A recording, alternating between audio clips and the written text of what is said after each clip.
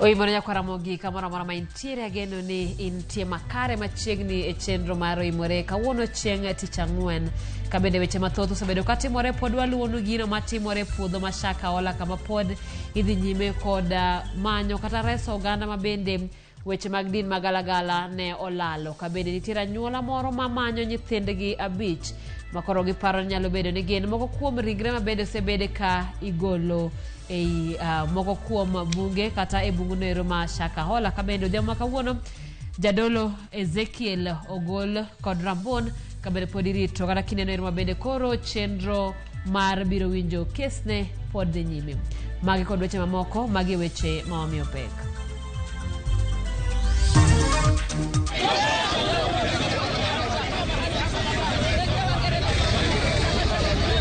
Jadolo Ezekiel Odero wethuolo gi Rambon kanonro pod dhi nyime ewi weche matude kod tho mar ji e kanisa mare. Piny owacho koro geto jiwo yore mag choko osuru ka jogo ma osachgi e $500,000 igeto ng'adi osuru mabup moyo ming'ado gi sani. We have also instructed our delegates to make it clear that we cannot want these talks to go for longer than 30 days from the date of commencement. Azimio la umoja koro dwaro ni twak margi Kenya kwanza tieke ndalo 30 bang' chakruok mare.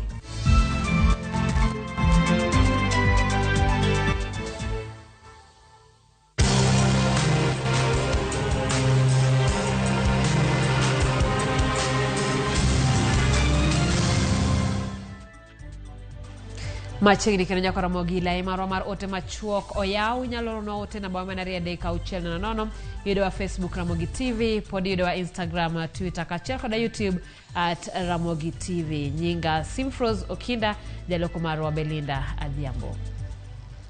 Noromo timne rigre mag ji ma osegole liete mashaka ola oyangni ji mamoko ariyo e kind rigrego ne ogoto gi madik kendo ma okelo thogi. Jabero moyedhi mar piny owacho Johansen Oduor oyango ni kawuono ginono rigre 24 ka e kindgi oting'o mine 16 kod chuo 8. Kaka jafamo mar Walter Nyambagalero thoth rigego gin mag ji mayangore ne otweyo maonge chiemo nyaka tho.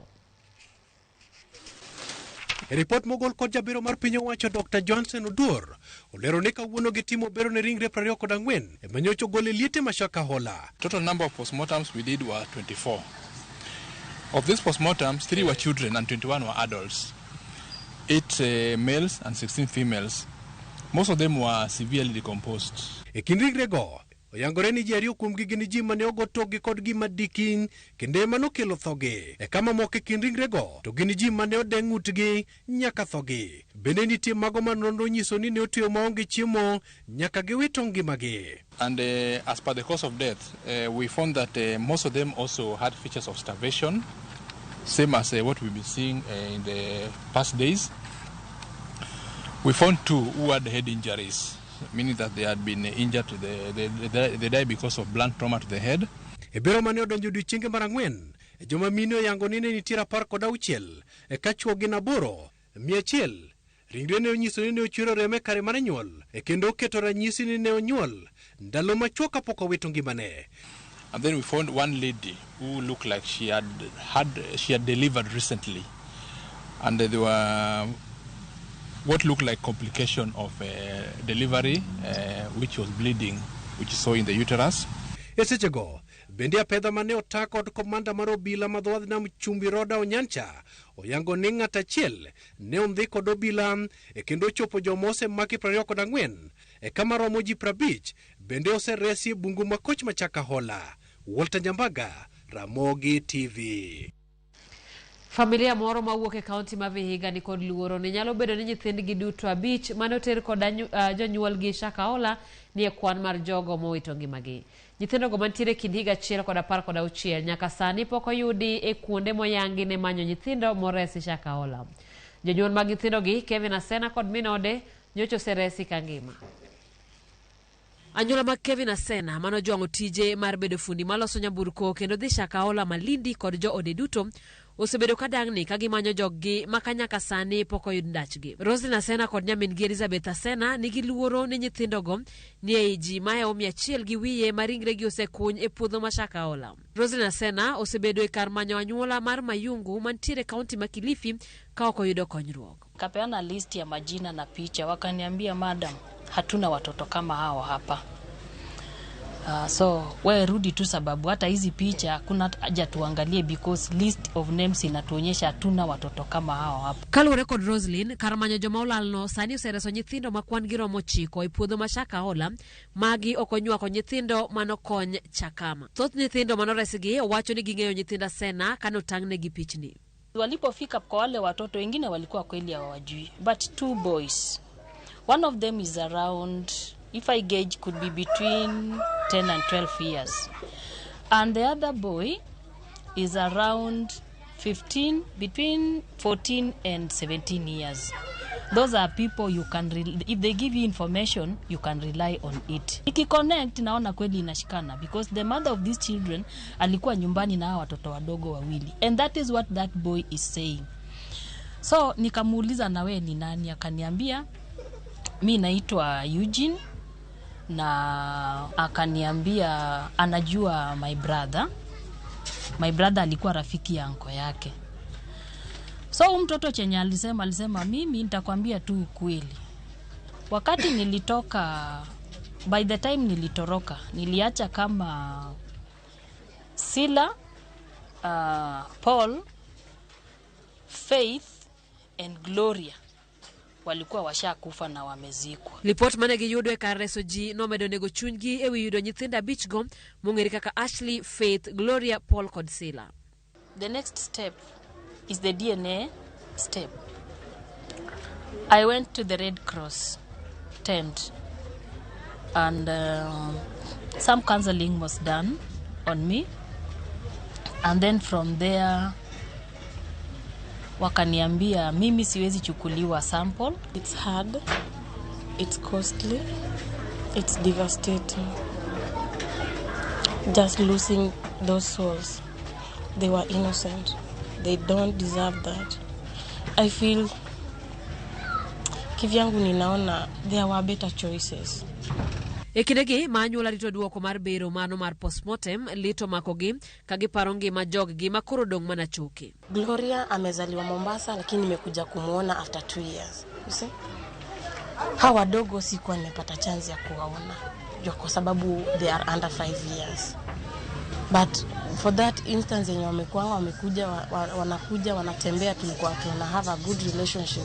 Tok yudo duoko mag postmortem, anyuola ni koro kwayo joma chunygi lendo mondo bi okonygi somo ringre joggi nyaka e kaunti ma Vihiga mondo giikgi.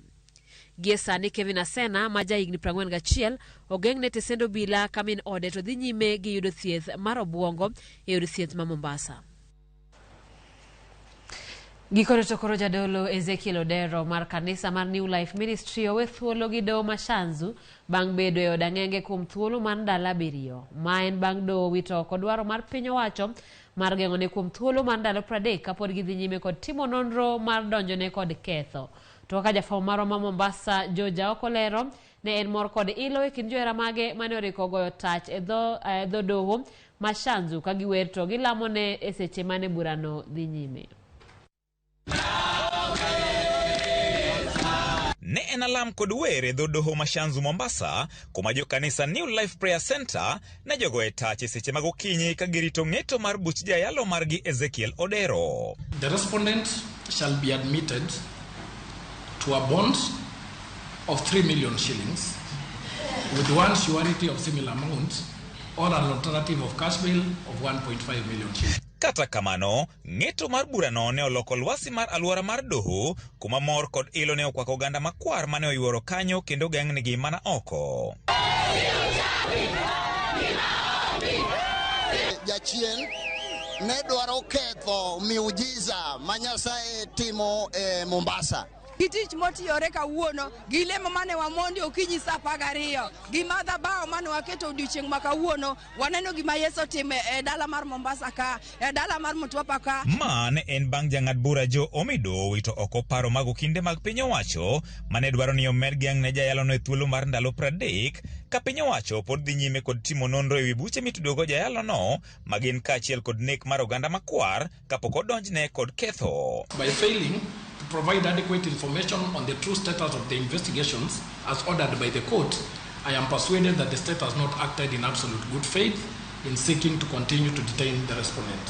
For instance, the state, despite having been given time to record written statements, has not provided information on the position now subsisting. Jang'ad bura no ne okoni kata bang' doho chiwo thuolo mar ndalo 7 ne obila lero gimomiyo gidwano geng' ne thuolo no, neno mane gichiwo ne weth mane ok nyal sundo doho geng'one e thuolo mar ndalo 30 go.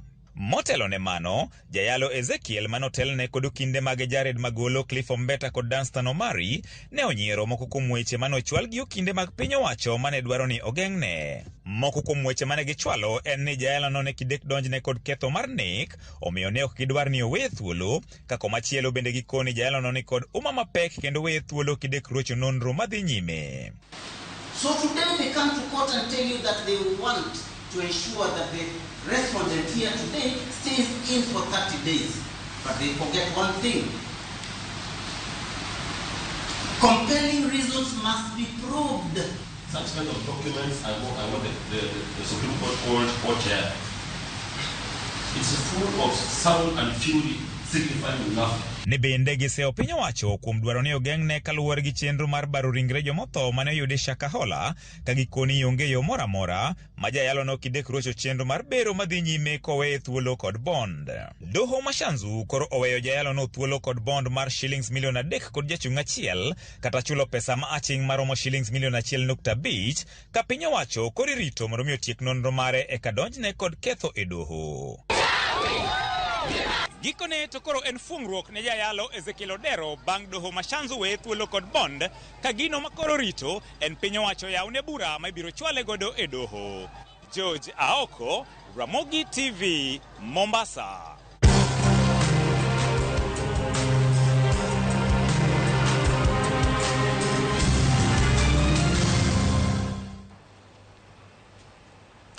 Kawadhi nyime ni piny owacho osechwalo paro mar chik ma ibiro tigo e choko osuru e komenda machakore dwe mar 7 higani. Edino koth kolono moko kuom yore ma piny owacho ogetogo choko osuru ma igeno ni biro siro budget ma siling trilion 3.6 ma ichano som tarik 8 dwe manyien. Paro mar chik ma oting'o kenge mag choko osuru koro chomo od bura kama piny owacho geto mwandu mopogore opogore kaachiel kod osara. Ka medruok mag osuru chomo ganda tir. Jotije mag piny owacho ma yudo omenda mambalang' ka gidhi e wuodhe mag tich koro biro chuno mondo chul osuru ewi omendago kaluwore kod chenro mar piny owacho.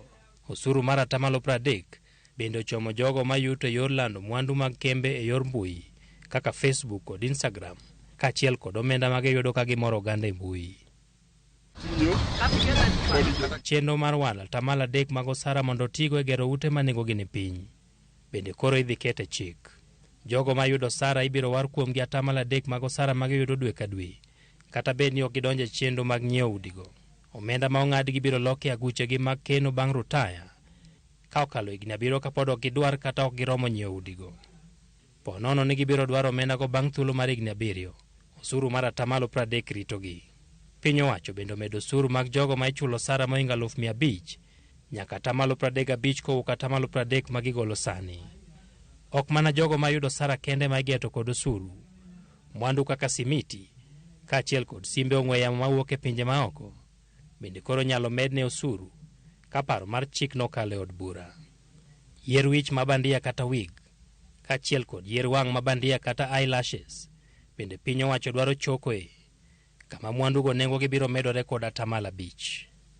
Kembe mag fwambo bende koro biro dwar mondo omed osuru ma gichulo ewi lendo mag mwandu motudore kod goyo punda kaachiel kod mago malando kuong' kod 15%.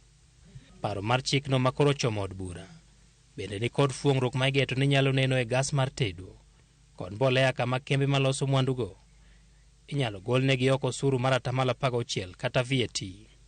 Jogo madwaro golo paro ewi choko mar osuru to kod kaka bajet ma higa ni nyalo los makelo fuong'ruok ne oganda ni kod juma achiel mar ndiko ne migawo mar omenda mondo gichiw pachgi ka bajet ichano som tarik 8 dwe manyien.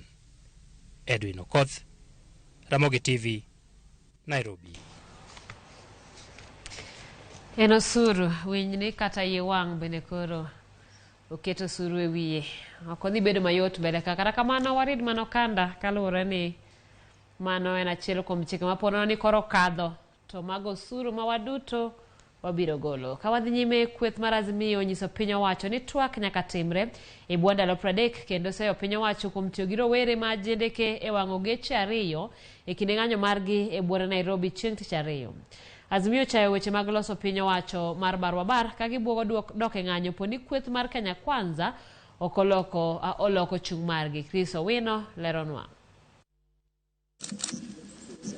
E twak margi kod jofwamb weche e bwore Nairobi bang' chungo ng'anyo mar kwedo piny owacho otieno manyoro, jodito mag Azimio ochiko jokanyo margi komiti mar twak ni twak e kindgi kod Kenya Kwanza nyaka rum e bwo dwe achiel. We have also instructed our delegates to make it clear that we cannot want these talks to go for longer than 30 days from the date of commencement. Mabiro odiochieng' achiel kende bang' kweth mar Kenya Kwanza goyo badgi piny odiochieng' manyoro kendo golo Adan Kenan e komiti mar twak. We are willing to bend backwards for the sake of progress of the country, national unity and the stability of the nation. We have therefore consulted with Mheshimiwa Adan Welie Kenan and the coalition's leadership, and the Honorable Adan Kenan has graciously agreed to recuse himself in the greater interest of this country and the exercise that is before the bipartisan committee so that we can make progress. Gwelo mar Adan Kenan kod Kenya Kwanza komiti mar twak emane ochungo twak makamano e juma mokalo bang' Azimio nyonore ni Adan Kenan en jakanyo margi. Kata odoko ni gichungo ng'anyo margi, Azimio olando mar dhi nyime kod romo kod jopiny kokalo e romo mag siasa. The threats notwithstanding, we will continue with our engagements with other people through town hall meetings and other avenues to continue educating our people on the issues as our delegates engage in the talks. Azimio bende pod onyonore ni twak e kindgi kod Kenya Kwanza nyaka biti mana oko mar od bura kaka yo mar kawo pach kweth mopogore opogore. We still believe the talks cannot be driven entirely, and this is a very important point that had been raised much earlier, that the talks cannot be driven entirely and exclusively through a parliamentary process. There must be an avenue to be inclusive and to allow for the participation of players from outside Parliament in the talks. Ewi tulo mane omuoche kinde ng'anyo margi chieng' tich 2 kama ne rowere otiayo mach geche 2 e bwore Nairobi, Azimio wacho ni monj makamago ne opang kod jalup jatend piny Rigathi Gachagua kod jatend migawo mar ohala Moses Kuria. During the protest this last Tuesday, a number of hired thugs were unleashed on Nairobians by Rigathi Gachagua and Moses Kuria to rain terror on people and destroy property, which was then blamed on Azimio youths. Kata odoko ni kweth mar Kenya Kwanza osebedo katudo ng'anyo mag Azimio kod chenro mar loso piny owacho mar barwabar, Azimio kuom thuolo machielo owacho ni gionge kod dwaro mar donjo e piny owacho. Chris Owino, Ramogi TV, Nairobi. Duond bura mar Amani National Congress kata ANC ogwelo jod bura ma Muhaya Omboko Milemba kaka jagoro margi maduong' e romo mane obagi e log tich maduong' mar duond bura no e bwore Nairobi ka. Lemo makamano ne odong' thuolo kaluwore gi gwelo mar Simon Gikuru kaka jalup jatend migawo mar weche mag tudruok gi lony manyasani. Ka oloso bang' gwelo mare, Omboko singo mar miyo duond bura mar ANC sura manyien kaachiel gi chako chenro mar ndiko jokanyo manyien e lony manyasani. Bende ne opuoyo riwruok mar Azimio la Umoja kuom chungo ng'anyo margi ka olero ne piny Kenya dwaro kwe kaka yo mar bero chumi ma pacho ka. League. I want to call out all other parties that are within the coalition of Kenya Kwanza to know that ANC is back, is revamped. It has a new Secretary General, a very seasoned person in terms of issues of organization of parties, and therefore every other time we shall be dealing with each other, we shall need to deal with each other with a lot of respect, consultation, and understanding, so that we may strengthen our Kenya Kwanza as we strengthen the political parties that are under the umbrella of Kenya Kwanza. And let's go back to the bipartisan talks which are going on, and we shall input, and I want to ask all the parties to go in with clean hands so that they can make the government move forward. Jatend migao mar somo Ezekiel Machogu yie mar rwako jopuonjre duto manyocha timo penj mar klas 12 e mbalariany mag piny owacho, mak mana mago ma jonyuolgi biro hero mar terogi e mbalariany mag ji giwegi. Ma biro bang' lipode moko wuok ne piny owacho chano chwalo e mbalariany mag ji giwegi jopuonjre moko manyocha yudo grade mag donjo e mbalariany mag piny owacho. Machogu ne ochopo e nyim kamiti mar od bura marango kaka ichano chenro mag piny owacho mar duoko penjo poni tie chik ma ochuno ni giter jopuonjre e mbalariany mag ji giwegi. Judith Mondi ni kod ler.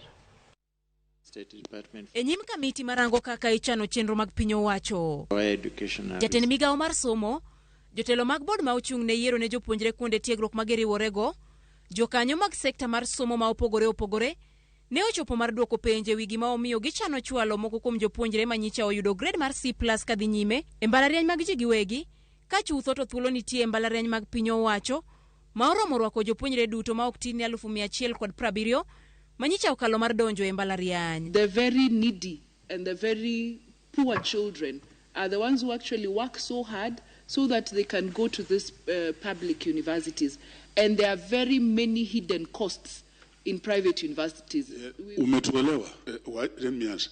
Umetuelewa? Honorable Chair, Waziri, umetuelewa? Nimewaelewa. Ni sheria gani inakuzuia kuweka hawa wanafunzi katika vyuo vya umma? Ne ntwak mar yua yatwa yua ye kind jokanyo mag komiti kod migao mar somo. Ne okawo kinde malach mar dhiro jatend migao mar somo, magikone to ne oyie ni jopuonjre duto ibiro chwali e mbalariany mag piny owacho, mak mana mago manyalo dwaro dhi e mbalariany mag ji giwegi. All our students are going to public university unless you as a parent chooses that you want your child to go to a private university. That is what we have said. No government grant is going to a private university. That one, we have made it very clear from this year. Bende kaluwore kod lipot manyogol kod jatend piny Kenya William Ruto, jopuonjre mabiro yiero somo e mbalariany mag ji giwegi ok bi misir mar piny owacho, kata kamano ibiro migi hola ma gibiro duoko bang' somo. Paro manyien mar chako chwalo omenda ne kuonde tiegruok kod jopuonjre manyogol kod Ruto, kata kamano osemo kalo kod moko kuom jood bura makoni mano en okora ma piny owacho biro go mar wuondo jopiny. Gikoni piny owacho osebedo ka koni gionge pesa, miyo singo mar siro jopuonjre en gino ma ok gibi chopo, ka bende gikoni yiero jopuonjre ma ibiro sir nyalo bedo kod mibadhi. The Kenya Kwanza government that has refused to disburse money to counties and declared CDF illegal at their Supreme Court is now lying to students to get school fees from CDF and county governments. The government has just opened another mega corruption scheme where poor students will be asked for bribes in order to get full scholarships. There will also be tribalism, nepotism, and cronyism in determining who gets full scholarships and who don't. We will not allow this particular formula to continue to marginalize young students from poor backgrounds who have always been beneficiaries of the help. This is a clear plan to con them. Chenro manyien ni biro neno ni jopuonjre ma ok nyal mabiro donjo e mbalariany misir mar 53 mar omenda mar somo, hola mar 40 ka jonyuol to biro golo 7 kende. Sir ma kama ibiro timie okenge 4 ka jopuonjre ma ok nyal chuth to piny owacho singo miyo sir chuth ma ok gigolo kata siling 1. Judith Mondi, Ramogi TV. Jatend migawo mar somo Ezekiel Machogo singo mar chulo jopuonj mag junior sekondar kapok ochopo giko dweni. Ma biro dweche madhi 4 bang' jopuonj gi chako tich e skunde mag junior sekondar e pacho ka. Gisebedo ka ging'ur kuom deko mar osara margi kata bed ni gitiyo. We have paid 50%, and I said sorry for the ones we have not paid because we were getting the necessary required information from the feed. The specific date they reported before we pay. Money is available for that with Teacher Service Commission. So I undertook that before the end of the month we should be able to have paid all our teachers. And because Chair, after here, anything that is said in Parliament, we take it seriously. I did this morning before coming to this committee, engage with the CEO of the Teacher Service Commission on this particular issue, and I think all our teachers in JSS will be paid because we appreciate the good work they are doing. Ramogi tok lipod na wakauyo machuok e chenro mar Oimore ka bende wabiro duoko da weche mathoth kik dhi mabor magi mabiro. Jodak makatito ywak ewi rochruok mar arita. Asset finance, import finance, insurance, salary check of loan, civil servant loans. Mwananchi Credit has you covered. Mwananchi Credit, investor in people.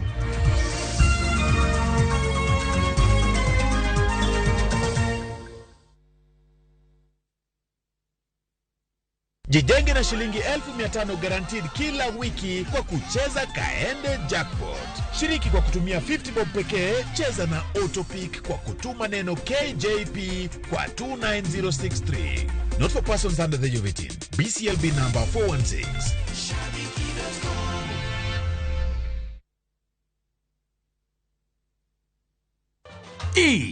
Minwa, Agal Toto, Abebo. It's been a while, but you're looking so fine. And let me ask, have you eaten? Have you taken lunch? Don't punish yourself. Let me wire something kidogo kwa simu. Is 70,000 enough? Hii weather iko na baridi hawa. Should I book some hotel in Diani or Zanzi? And let me ask you, will you use chopper, business class or first class? Dial *811 *380 hash to get a Toti Jaber.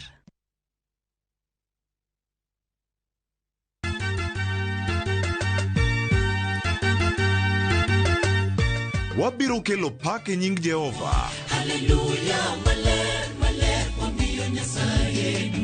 Ma en Nyasaye manyiso luor. Sabato ka sabato, wabedo gi thuolo maber ahinya mar pako.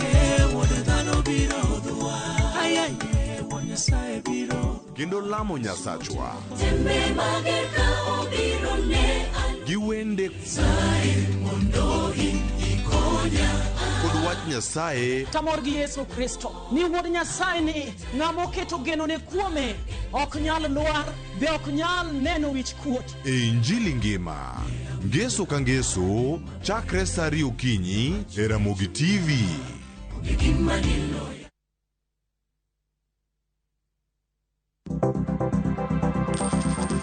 Inyalo goyo kwan kod omenda ma aching' kata ma ikete bahasha ka isiko itiyo kod omenda mohingo kaka onego itigo. Tema ne keto e bahasha omenda ma idwaro tiyogo kama moko to ikung kata ikan.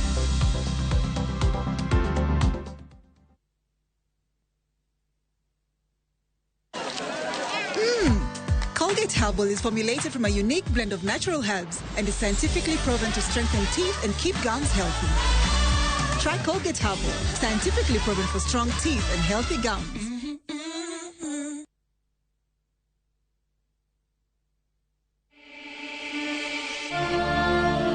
In what is now Kenya's worst drought in 40 years, over 5 million Kenyans are facing starvation. And almost 1 million children are staring into an uncertain future due to hunger and malnutrition. The situation is predicted to get even worse in the coming months. Our time to act is now. Tukishikana we have always been there for each other in the spirit of togetherness. One people, one nation. Together, we can help children in the worst hit counties to have a tomorrow to look forward to. Every help counts. To send your donation, dial *802# on your phone or visit www.saidika.co.ke, an initiative of Kenya Red Cross Society and Saidika.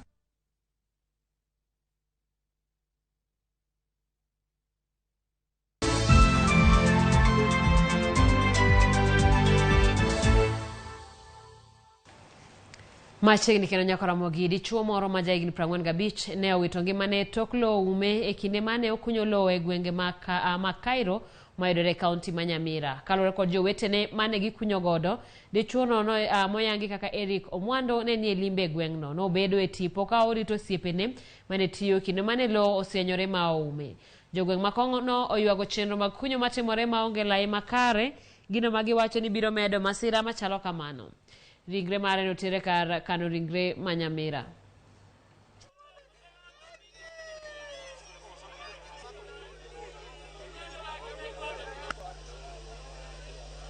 Nilitoka asubuhi nikaenda mission huko Kekano. Nikamkuta kwa barabara wanaongea na wengine. Nikamwacha hapa nikaenda. Kurudi nafika nyumbani hivi kama dakika 2-5 hivi. Napigiwa simu, kuna mwenzetu alikuja paka huko nyumbani. Kaniambia, pole kijana yako amefariki, aliangukiwa na mawe. Tulikuwa tunafanya kazi hapa, huyu mwenzetu akatoka huko ng'ambo, akakuja kusalimia rafiki yake hapa, alikuwa anapasua mawe. Sasa wakati alikuwa wanaongea na yeye, sasa ilikuwa jua, alienda kwa kivuli kidogo. Sasa kwa kivuli ndio mawe ilimwangukia kutoka juu. Sijui ni kena hii serikali, na hata naweza sema hawa maafisa ambao wanashughulika na hii barabara, ingekuwa uwezo wangu hata wangefutwa wote, maana ationi chenye wanafanya hapa. Wanapita hapa kila siku na magari makubwa. Nini yetu ndio tunawalipia, wanatembea sisi yetu ya kulima pamoja na wananchi wa kawaida, lakini hii barabara vile unaona, hata vijana wenye wanachimba hapa, hata security inatembea hapa, inaona vile imechimbwa huko, hawashughuliki. Naomba wananchi wakuwe waangalifu wakati wanachimba, hasa wakati wa msimu wa mvua. Jodak kod johala makatito e kar chung'od bura ma Nyando koro ywago rochruok mar arita kwe kaluwore kod kuo masani omedore e alworano. Kaka jafwambo marwa Millicent Adhiambo lero, jokatito ywak ni kuo osebedo kadhi nyime kuom dweche 2.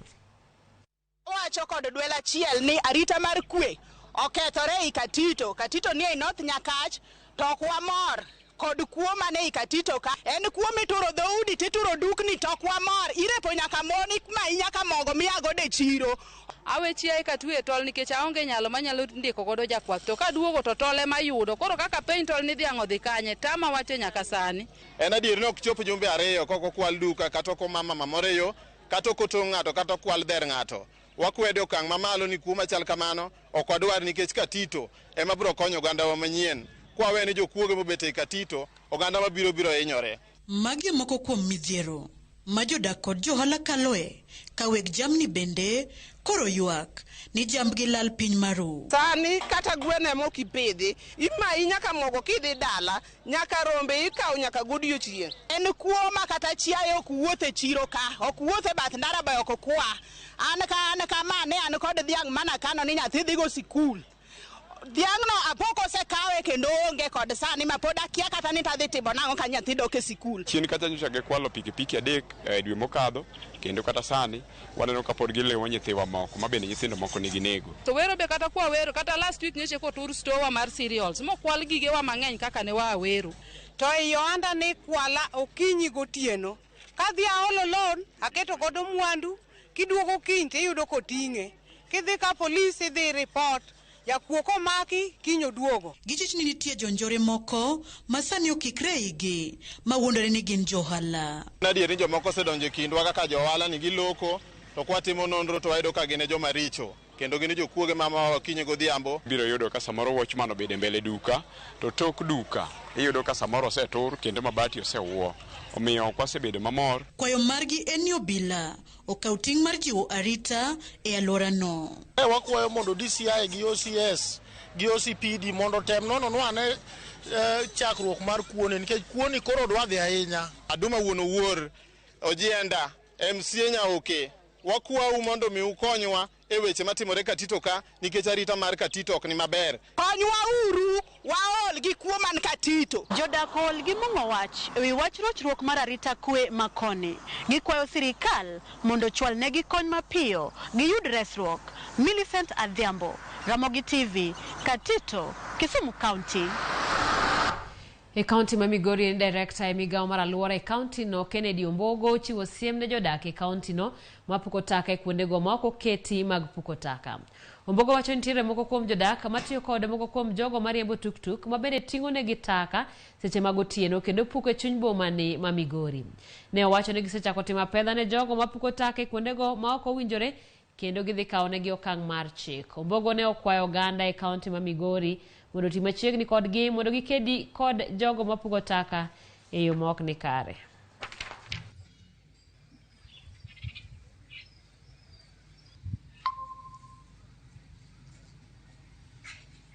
Wawinjire waket Migori obed clean, waket Rongo obed clean, waket Hispania, waket kuonde ma wakonte obed clean. Sama uketo takataka kamoro no, uketo takataka management mar takataka koro bedo mayot. Wawacho omiyo wachiwo onyo kari ni ok wadwar ni ng'ato odhi e court kata odhi ochiw pesa mang'eny otimo gima rach to en gima onyalo weyo onyalo weyo moko timo. Onyalo avoid mano ni ok opuko takataka ma rach.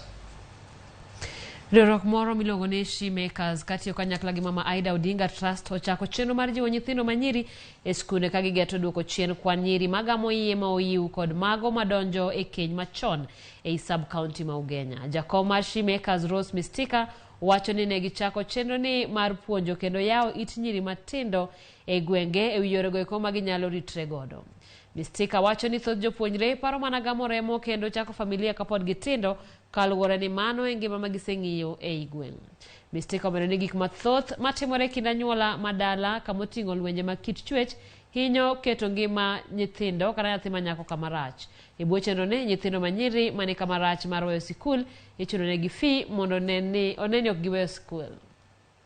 They come from families where they have a lot of issues, we as a country, for example, we are frustrated, the economy is high. So these frustrations, sometimes the parents, what can I say? Sometimes the parents reflect their frustrations by championing or advancing violence in the homes. And this affects the young girl back at home. Odhi malogi from 17 to 18% Kenya mangima. To kibiro Siaya and from 15 to 35%. To mano en gima rach kabisa e ngima wa kaka wan jodak. Nikech ka wan gi yie mohingo mang'eny e kor gweng' kuonde mwa ae, that means that ni ok wan gi ngima moro maber e mbele kanyo. Emomiyo kawuono wabiro ka mondo wawuo gi nyithindo manyiri mondo gine ka ginyalo dak maber, ka ginyalo bet magiritore nyaka chieng' gikal higa mar 18.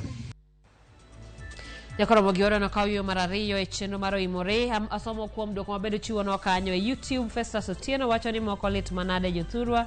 Victor Ngache wacho ni Ramogi ler kana wendo. Caleb Calcom wacho ni okang'eyo. Michael Owiti wacho ni lit maradiera jo Kanyanam. Bende Brian wacho ni no maler ka en mar Sabit komoso Elvis kod joma moko.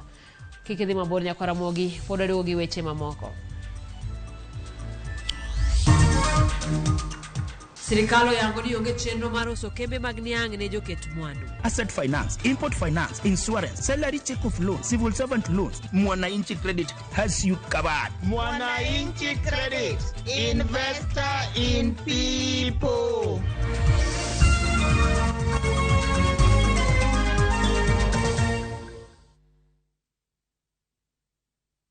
Kenyans are winning big on Shabiki.com. Bet on these games now and enjoy highly boosted odds. Not for persons under the age of 18. Play responsibly. Shabiki.com is authorized and regulated by the BCLB. License number 416.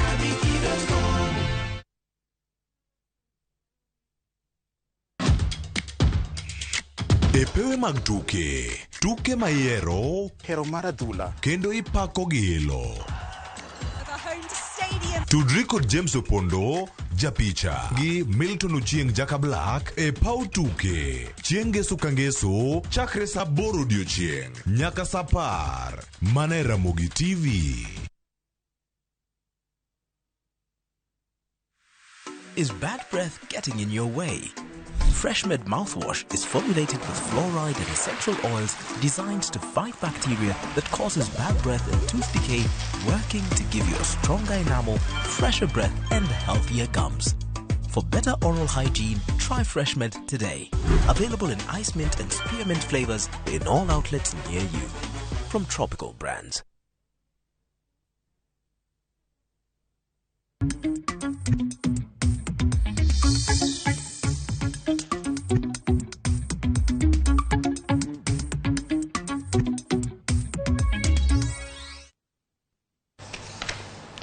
Machiegni kendo nyako Ramogi e weche mag ohala. Jatend migawo mar pur Mithika Linturi owacho ni onge paro moro amora mar uso kembe rego niang' mag piny owacho. Linturi mane oromo kod moko kuom jotelo mawuok e gwenge ma ipidho e niang' ne osingo ni piny owacho biro choko pa jotelo mawuok e gwengego maneno ni pur mar niang' ni kod ohala ka bende igeng'o nyiepo mag sukari mawuok e pinje maoko mondo kik chiro kethre ne kembe ma pacho ka.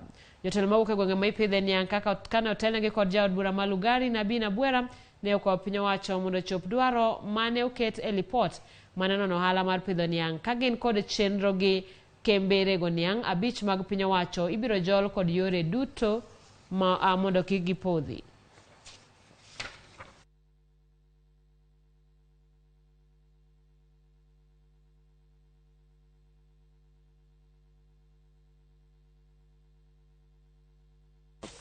We are not going to privatize them. The government position is no privatization that is going to take place. In fact, those people that were spearheading that privatization process were interested in grabbing land. Yes. Another thing. So no privatization will be done. So give us time. Let us consult with the lenders from that area, and other lenders will give you the model which we want to apply in commercializing those factories or making the farmers be able to get good prices for their kit. Sisi kama wabunge wanaotoka sehemu ambayo zinatosa sukari, tumekubaliana kwamba ya muhimu ni waziri aangalie report ambayo iliwahusisha washikadau wote katika sekta ya sukari. Tumekubaliana na yeye kwamba baada ya kuangalia katika hiyo report ataangalia sehemu ambazo anataka tushughulikie kwa haraka, na ataita mkutano mwingine baada ya siku 14. Jopur mathurka koro jiwo mondo donje pur mar avocado mondo kik chiro mayudore e pinje maoko bagi. Jotelo mawuok e kambi mauso olembe e pinje maoko Mo Farm Fresh Fruit Exporters Limited ne ogoyo kambi e gwenge ma Kiambu mar jiwo oganda mondo donje pur makamano. Nyasi no mane geto miyo jopiny kodhi mag avocado bende ne oyuorie kod mino dogai maten migepe Tesi Musalia mane opoyo kang' mar pogo kodhi ahinya to ne jok man kod ng'ol.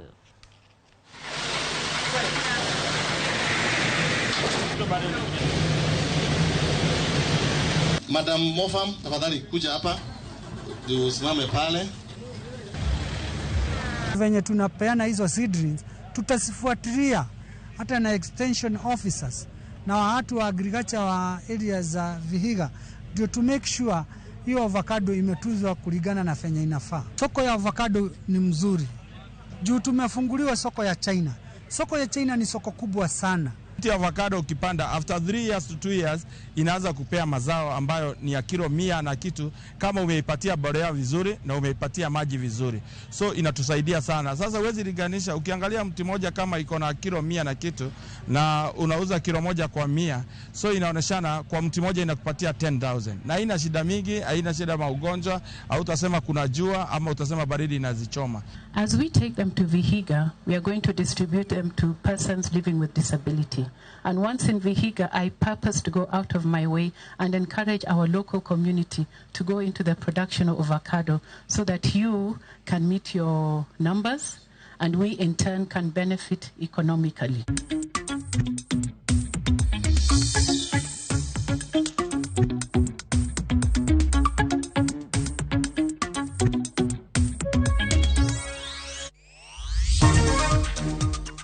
Kariobangi Sharks owuok amodhi ma ok lore gi Posta Rangers. Asset finance, import finance, insurance, salary check of loan, civil servant loans. Mwananchi Credit has you covered. Mwananchi Credit, investor in people.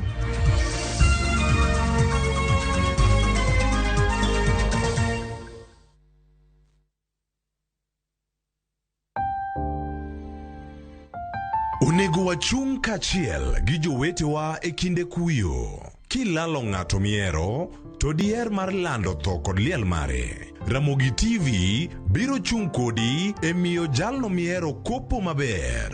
Inyalo gocho e namba 011 09 22 773 kata 0785 40 38 20. Be inyalo oro ote e email obituaries@royalmedia.co.ke.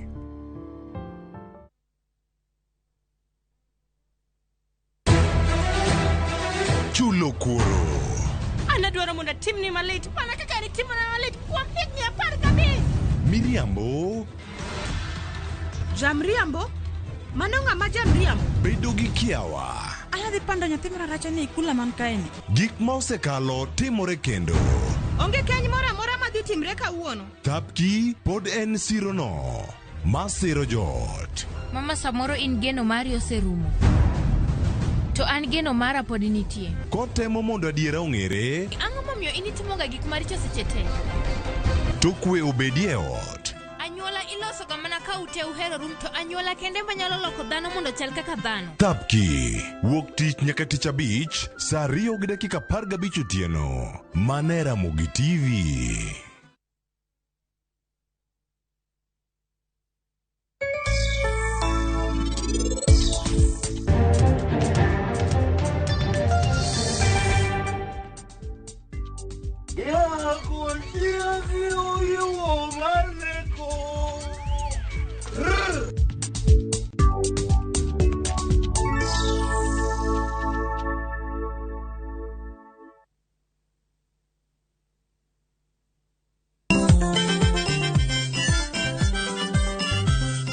Kiyudo gimoro e belni to mano kare yana. Gikomba gokinyi Samaro se yawa.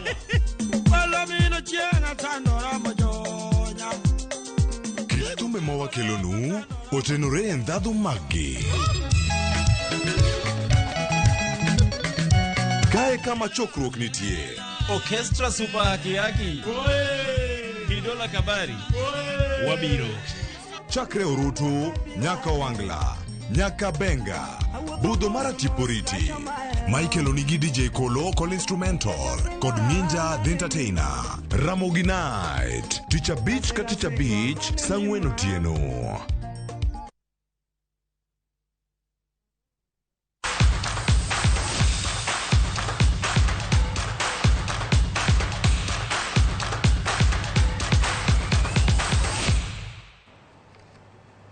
Machiegni kendo e paw tuke ni tuke mag adhula lig maduong' ma pacho ka KPL no dhi nyime ka klab mar Kariobangi Sharks gi Posta Rangers no inyolum nono.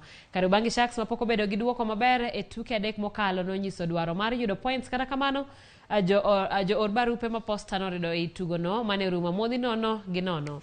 Rangers omako thuolo mar 10 chung mar klepe gi points 39 ka Kariobangi Sharks nitiere thuolo mar 11 gi points 37. Mzaha hapa ni Nasa Jackson Duang Anaita kwa mguu wa kushoto pembeni kwa Kibrano Otieno kule. Rudisha kwa Kelokuam.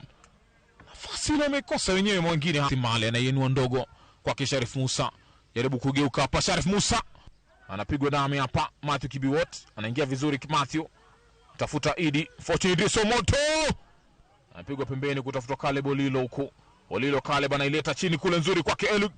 Kata. Visa na mimina cross kule. Kevin Uru anatoka na ukama. Jotugo mag Afrika dhi mbele gi tuke mag abisiri mituge mesa ka Omar Asar gi nyawadgi Quadri Aruna e tugogo manigi mbi ma jotugo manigi mbi mar kao loch e tuke go mibage alap makasarani Gymnasium. Aruna nong'ado tiko mar dhi mbele gi tuke gi bang' loyo ja Kenya Peter Muturi set 3 kuom nono mag 11 kuom 9, 11 kuom 5 gi 11 kuom 9. Omar mawuok e piny mar Egypt noloyo Hamoud Saido Mohamed mawuok e piny mar Djibouti set 3 kuom 0. E kidieny mar Keini Dina Mashrif gi Hana Godo maduto wuok e piny mar Egypt geno mar dhi mbele gi duoko maber. Tielo mar 16 biro dhi nyime odiechieng' makiny.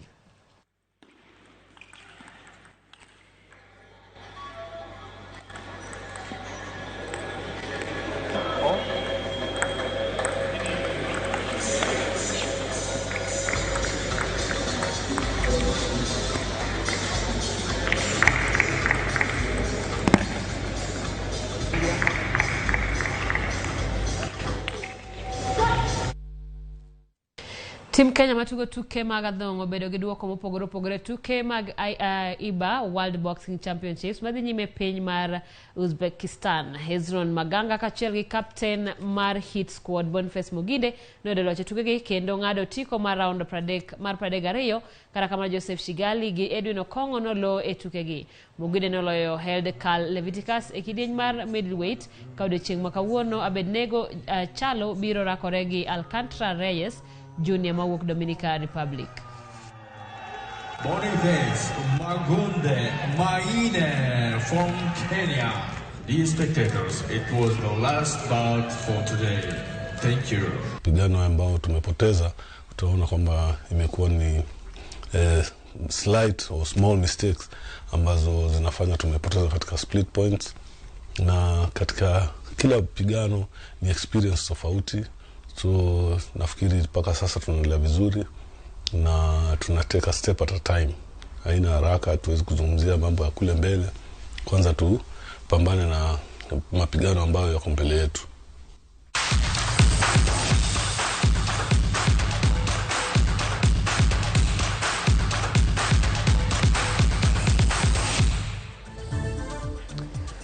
Ramogi mane makelo wegiko mar weche manyien mag Oimore asamo kuom duoko mabende ni kanyo e mbui marwa mar YouTube. Jackie Nyarbodi wacho ni Kenya Kwanza oloko mana paro on privatization nikech pressure mawuok e Azimio ne wang'eyo pachgi. Aparo no wuoyo wacho mar kembe mag Niang' kata kembe go iko marego sukari kaka Sera Eric wacho Ramogi TV aneno malera YouTube kana Evasha Kasera Eric erokamano. Milton Otieno wacho ni oneno wako huko Ugis oneno makare gi weche manyien jo Kenya Kwanza wacho ni tugo kodgi. Prince Jakendo wacho ni aneno makare kawuok Rongo County ma Migori. Dakika 51 tok sadek akwani wawegi kanyo kao kamano kuom kwa thuolo mari mar bedo kod wechendo ni nyinga Simfros Okinda jaloko marwa Belinda Adhiambo. Unir maber.